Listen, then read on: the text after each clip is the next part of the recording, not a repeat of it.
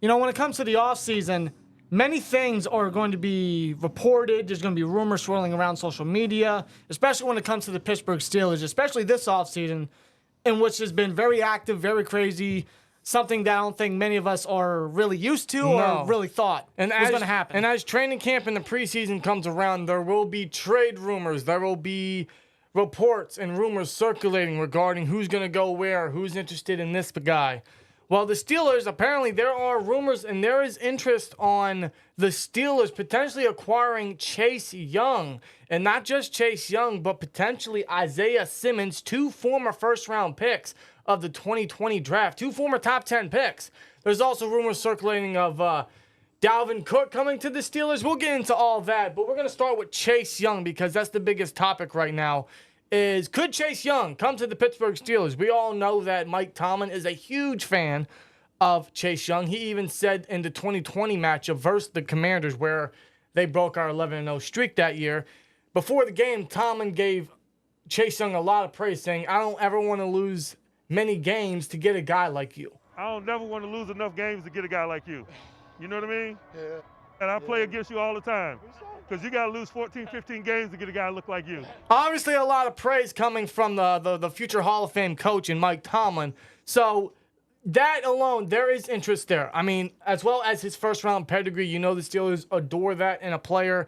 And a guy like Chase Young, I know he's been through a lot of injuries, especially, the one in 2021 where in Week 10 he tore his ACL and hasn't really recovered since. He's only played 12 games and acquired 1.5 sacks. That is it ever since he tore his ACL. He has yet to fully recover. And in his 2020 rookie season, he acquired 7.5 sacks in 15 years. He is a phenomenal pass rusher. There's a reason why he was drafted number 2 overall out of The Ohio State. He is a great player. If he can be fully healthy, he's one of the best pass rushers in the league. He could very well have the talent to be a Defensive Player of the Year candidate. That's how good he is if he can stay healthy. Yeah, he won Defensive Rookie of the Year in 2020, 7.5 sacks, a chaotic year for the Commanders that year. He was one of the big captains, one of the big leaders. I remember that Buccaneers game when Taylor Heineke had to be the starting quarterback. He was just right behind his quarterback. He was hyping up the team and everything, and they brought Tampa Bay to the brink of barely winning. And all that gives you every reason to believe the Steelers are interested in a guy like Chase Young. But the question is, there's a couple questions actually. Can he stay healthy? How much would we trade away to get him? And what does that mean for a guy like Alex Highsmith? And another question is, where would he be in the depth chart for this team? What would his role be being a former 2nd overall pick? Yeah. He's not going to start. Why would you bench Alex Highsmith? Better yet, why would you bench a Chase Young unless you want to keep him as that rotation piece to get him, back on track into the football field, which quite honestly may be the best case for him because we don't know where he is medically with his knee. We don't know if he's ever really going to recover from this torn ACL. So him being in that role as a rotation, as a second-tier depth piece at outside linebacker, it might be the best case for him. But with him being so young and having him suffer that type of injury so young in his career, it's unfortunate that we're not going to be able to see probably the true potential that Chase Young could have reached. Yeah, we don't know if he's ever going to recover, which is unfortunate because, injuries do change a player. And it's this because of what happened to him. It's because why the Commanders have declined his 5th-year option. Yeah, they're not going to invest, 16 to 19 million and a 5th-year option on a guy that's only played 12 games since 2021 and only gotten 1.5 sacks ever since. It's not worth the price. So what does that entail for Chase Young's future? Does he even get traded to somebody? I know there's a couple pass rush needed teams that would definitely throw a flyer at him on his last year of his contract. So there are people that would take that risk. The Steelers, from a player aspect, they are interested. They should be interested. I just don't know where he fits. Would he be a great addition? Would he be a phenomenal rotational piece? Absolutely. Compared to last year, it's already boosted based on the Marcus Golden signing and the drafting of Nick Herbig. Yeah, but if you were to add Chase Young to that, as that other rotation, I mean, that might be the best edge group easily in the entire NFL. Fully healthy, 100%, easily. I mean, that's just nasty just thinking about it. But if you were to come to the Steel City, how much would the Steelers have to trade away? I would imagine it would be a day 2 pick. But would that be a 2nd-round pick or a 3rd-round pick? Right. Which, I mean, the Steelers aren't afraid of trading picks. You know, Omar Khan has showed you that he is gutsy. He's always active. He's aggressive. He's always trying to do something. Yeah. He's always, trying to improve this team, which you adore. And if they were to make this trade, which is not out the realm of possibility based on the circumstances, if you were to make this trade, I mean, right there, as if his moves already haven't shown enough, right there would pretty much show that he's trying to build a championship roster. Yes. Which is what you want, especially in his first year fully as the GM for the Steelers. He's just trying to win a Super Bowl, as he said after drafting and trading up for Broderick Jones. Because that is the goal. And depth, especially nowadays in the NFL, is very, very utmost important. And us, the Pittsburgh Steelers, are very evident of the lack of depth that we have had at many positions. So getting a guy like Chase Young would be great, but to read a part of the article on SteelUnitors.com that our co-host of the Steeler Culture podcast wrote, shout out to Justin Ops.code Steel, he put a part in the article, I'll put that in the link description. He said, this potential acquisition raises questions about the future of other players on the roster. For instance, what does this mean for Alex Highsmith's possible extension? The deal is still likely to proceed, but the finances could shift if a deal is struck for Young.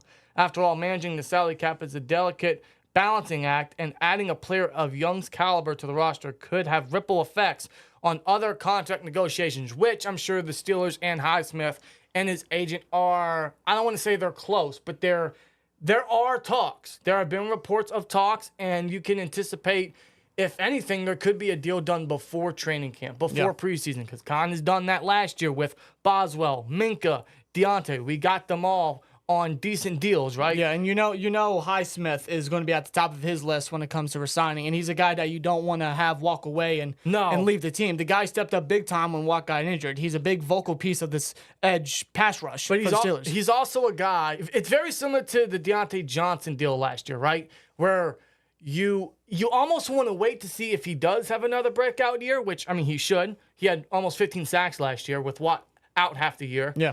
But at the same time, if he breaks out again and replicates that, the price is going to go up. And deservedly so for Highsmith. But from a team aspect, from a finance and a cap aspect, you want to get the deal done as soon as possible. Yeah. So I know that's what Colin wants to do. And he wants to get that done as soon as possible. But acquiring Chase Young, what does that entail for his future?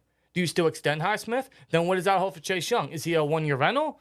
I would imagine that is the case because say Chase does come to the Steelers, right? Yeah. I'm going to be honest. It's going to be nearly impossible to keep both. So you got to pick your poison. But Highsmith just seems like the better choice to go with. Oh, clearly. But could this also be a possible way for Young to be that rotational piece and prove to other teams like, hey, I can still be a great pass rusher. I can remain healthy. I can sign a starter deal after this season. Could that be a possibility? I don't know. I very well doubt that Chase Young is going to be a Pittsburgh Steeler, but the possibility is that. It's a possibility. And although the anticipation and the excitement and the idea over it gets us a little excited, I want to get my hopes up. No. Just because I don't see how everything would work. Although we did talk about how it could work, but we'll see if anything does happen. But the Steelers do have interest in Chase Young. But that goes to show you the Steelers and Omar Khan and the front office are always trying to improve this team. Yeah. Especially before training camp. Yeah, based off the moves that Khan has done already within his first year and a half as Steelers GM, I mean, anything is literally on the table. And the same thing could be said for an Isaiah Simmons, who was drafted 6 spots right after Chase Young in the 2020 draft. He was the most hybrid, most versatile defensive player of that year's draft class. And he has shown those capabilities with the Cardinals. However, it just seems like he's always out of position when it comes to Cardinals. And the reason I say that is because I don't think the Cardinals are using him properly. Because not just last year, but even this year with a new coaching staff and a new coaching scenery, he's still hanging out with the defensive backs at OTAs. He's still working out as a defensive back, which makes no sense to me. I mean, they have their defensive backs set. Yeah. You know what I mean? They have their guys. Well, the linebacking core, I mean, it's not bare, but they're not using it to the best of their ability, in my opinion. I mean, if they want to move on from Budda Baker, they could be working Isaiah Simmons to take his spot potentially alongside Jalen Thompson. they're looking at Zayvon Collins to be a potential edge rusher because they lost a lot of edge pieces. Yeah. Maybe that's what they're doing, but I don't understand why they're trying him at defensive back, preferably safety. Now, he can work in the slot. That was kind of his role last year with the Cardinals. He was in the slot working against slot receivers and tight ends. He was moved around everywhere. That's how he was back at the college level, and I feel like that's what the Cardinals are trying to still do. I think they're still trying to see where he fits best in the NFL as far as a sole position goes. That could be defensive backs. That could be slot cornerback. That could be inside linebacker. For me, for his build, I think he fits better as inside linebacker if he solely stays there. I think they need to work him in OTAs and in training camp as a linebacker. I don't know what the Cardinals are experimenting. Maybe it's what we stated with Zayvon Collins and the Buda Baker rumor trades, right? But I think I agree with you. I think he is a linebacker. They need to test him as a linebacker. It's good to get his versatility going. It's what you want in defensive piece, especially a top 10 pick. And that was one of his main attractions coming out of college. But this almost reminds me of the Minkah Fitzpatrick situation with the Dolphins, where all you had to do was place him at free safety. Instead, they put him a linebacker, they put him at outside corner and then slot corner, and it just didn't work out, which is why he requested a trade. And then he came to the Steelers. What did they do? They put him at his natural position, free safety, and he is, and this is no cap, he is the best safety in the league. So if the Steelers will want to make a trade for an Isaiah Simmons who has that first-round pedigree, has that versatility, has coverage upside, has athletic ability, has sideline-to-sideline speed, and can work in the slot, which the Steelers don't have a slot corner. Yeah. They don't have a slot guy. He can work against tight ends. He can work against slot receivers. He has that experience from years prior and has produced under the Cardinals, but you work him as a linebacker, which the Steelers still need. Yeah, and the Steelers have still been looking at, let's not forget that they're still interested in potentially bringing back Miles Jack. And even Quan Alexander. Yeah, they brought him in for a tryout, for the inside linebacker position because they didn't address it in the draft. No. So they're still looking at inside linebacker to still fill for the team. Yeah, and I know Mark Robinson has been getting first-team reps in OTAs, which is good. We all really like Mark Robinson, more athletic Vince Williams, potentially, from the 7th round last year. But that's still a little bit of a gamble, and I think a guy like Isaiah Simmons has what we need, and he has the production that he shows on the field to work as a linebacker. And I feel like Isaiah Simmons is very realistic because those are trade possibilities. I know the Cardinals have a lot of them, especially in the defensive back room. But Isaiah Simmons, I feel like he's very likely. And, the Steelers and Cardinals do have some trade history. And quite honestly, when it comes to the inside linebacker position, although we brought in veterans and run stoppers and Cole Holcomb and Atlanta Roberts, we got the run defense there. We don't have the coverage upside there. And considering that Isaiah Simmons' fifth-year option was declined by Arizona due to his poor play, although it could very well be because of his out-of-position play due to the Cardinals. Right. This could give the Steelers an opportunity to at least give him a one-year shot and see how he does. Oh, totally. I think that's a little bit more realistic than a Chase Young. I feel like that's a little more convenient for the Steelers. I think that's more of a potential long-term fix at that position. We need it. He has everything that we're looking for in a linebacker, and he's potentially on the trade block from Arizona. So the Steelers could get a deal done with that. Now, I don't know if there is legit interest from the Steelers. That was just a report from Bleacher Report where they thought that the Steelers would be a great fit for him, and I got to agree. I think that'd be a phenomenal move for the Steelers. I feel like that has potential to be a Minkah Fitzpatrick-like deal. Yeah, a true second chance for a guy like Isaiah Simmons, who's still 24 years old, has the size, has the speed, has the athletic ability, has the upside for sure. He has everything we need at the linebacker position. He just needs to focus on the linebacker position specifically, which the Cardinals are not doing. And they haven't done ever since he came out of college. I don't get it. I feel like they're doing Isaiah Simmons no good by that. I don't know what their plans are. I don't know what they're trying to do, but it's not doing Simmons any good. And I feel like if the Steelers were to want to fix that linebacker position, Isaiah Simmons would be a very nice addition, and we could see what he can do as he can solely focus on that role. I think that'd be nice. To close this out, we're going to talk a little bit on Dalvin Cook. There's not much to talk about here because this was talked about by Joy Taylor. We all love Joy Taylor here. Because she thinks Dalvin Cook could be a good fit for the Steelers. Now, right there, that doesn't make any sense. That makes absolutely no sense. Based solely due to the fact of who we have already. We have Najee Harris. We invested a first-round pick on the guy. Yeah. And we have a dependable number 2 running back in Jaylen Warren. Now you got to ask yourself, where the hell is Dalvin Cook going to fit? Where does he fit? Now, Dalvin Cook is still a fantastic running back. He's one of the best in the league. Still at 27 years old. Yeah, I mean, 4 straight 1,000-yard seasons. He's obviously a goal line monster, right? He's a great running back. But where in the right mind are you going to put him in the Steelers' offense? And why would he want to come to the Steelers knowing our loaded running back room, our dependable running back room? It makes no sense.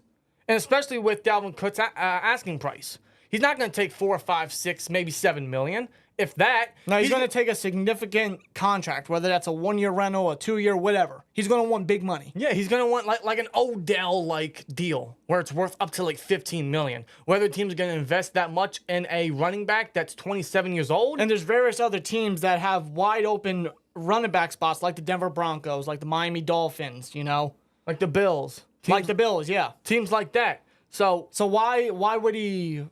I don't see the Steelers ever being interested in Dalvin Cook at this moment. This was just talked about by Joy Taylor on her show, and it's been a talking point, and it just makes no sense. But why would Dalvin Cook even consider the Steelers, knowing that who he got, what he wants, and who else is out there? Exactly. So Dalvin Cook to the Steelers is just I just don't understand it. It makes no sense. There's no good fit there, and we don't need him. We do not need him. So, but a guy like Chase Young and Isaiah Simmons specifically, the Steelers could need, and I feel like are more reliable or more realistic options. They're more open for it, absolutely. Especially since they are on the trade block.